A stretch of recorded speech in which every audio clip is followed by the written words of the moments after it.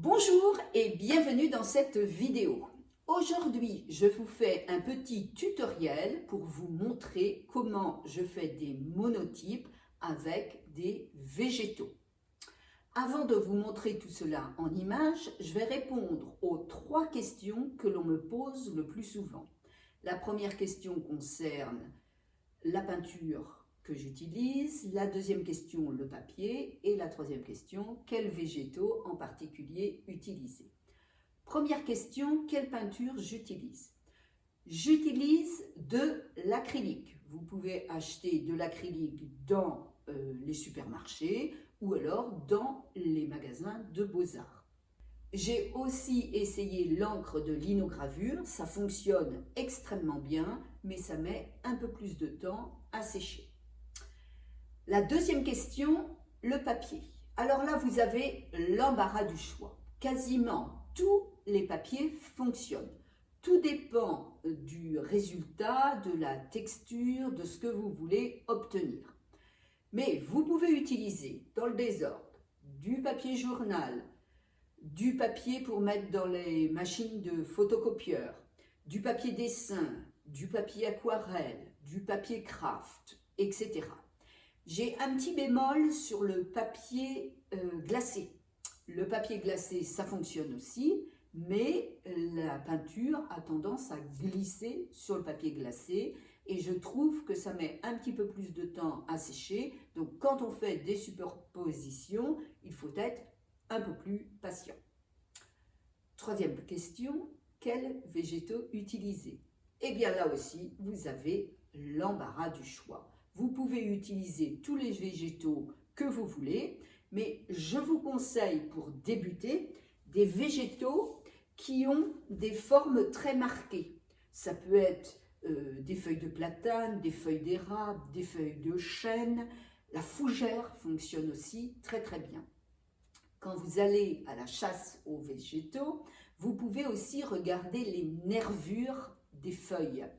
Quand les nervures ressortent très bien, ça c'est idéal pour faire des monotypes, vous aurez des graphismes de toute beauté. Assez blablaté, je vous montre en image comment je fais des monotypes. Petite précision, on peut utiliser des feuilles sèches ou des feuilles fraîches. Avec une feuille, on peut faire plusieurs sortes d'empreintes. Après avoir étalé la peinture sur la plaque de gel, on pose la feuille d'arbre, puis la feuille de papier dessus. Et on presse délicatement. On retire la feuille de papier et on a le contour de la feuille. On peut ensuite enlever la feuille, mettre une nouvelle feuille de papier et là on a l'empreinte de la feuille. Donc vous pouvez remarquer que ma plaque n'était pas très bien nettoyée, donc du coup j'ai aussi les empreintes de ce que j'ai fait avant. Il y a de la peinture sur la feuille, on peut donc essayer de faire l'empreinte de la feuille. Si vous avez un deuxième rouleau, vous pouvez passer doucement le rouleau sur votre feuille.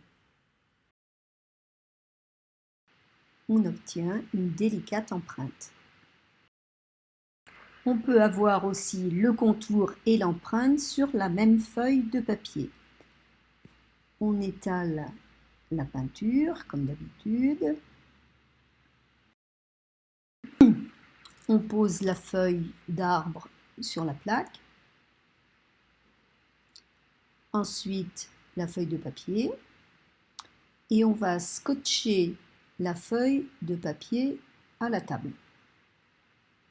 Ainsi, pour le deuxième passage, la feuille de papier sera repositionnée exactement au même endroit. Premier passage, on obtient le contour de la feuille.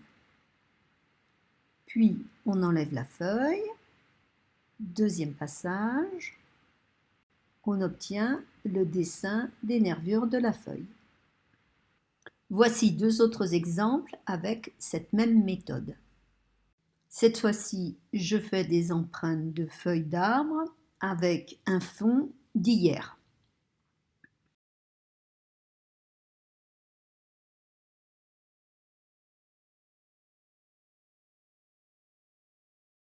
Je retire les feuilles et je vais faire un monotype en utilisant un fond feuillère.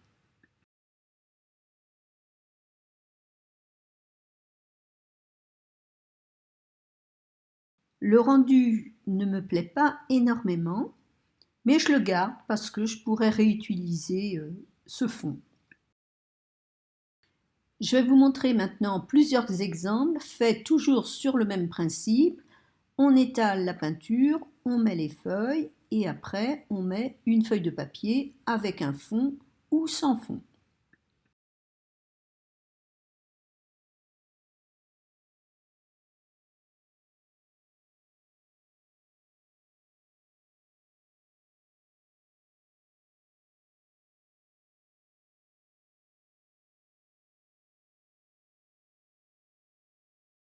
Là, je fais un essai en mettant des fils et ensuite des feuilles de ginkgo.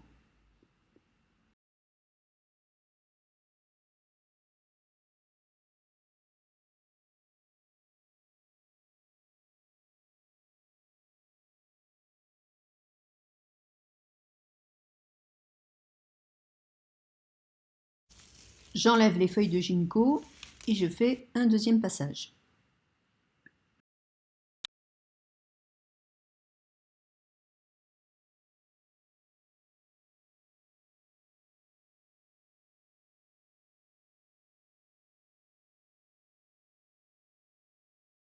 Je vais utiliser cette feuille pour faire d'autres empreintes.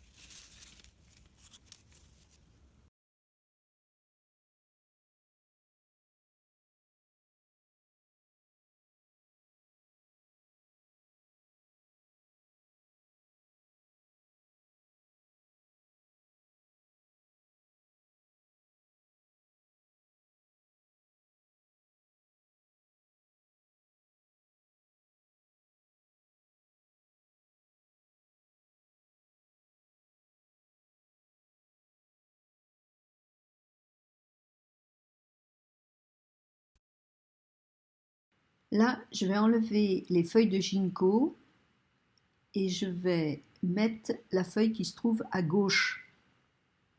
Et vous allez voir, c'est pas une bonne idée.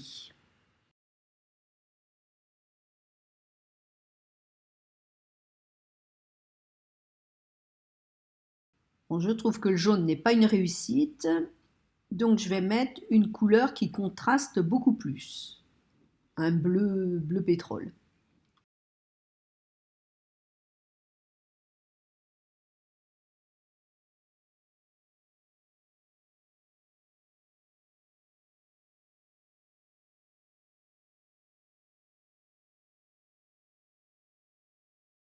Ça me plaît mieux.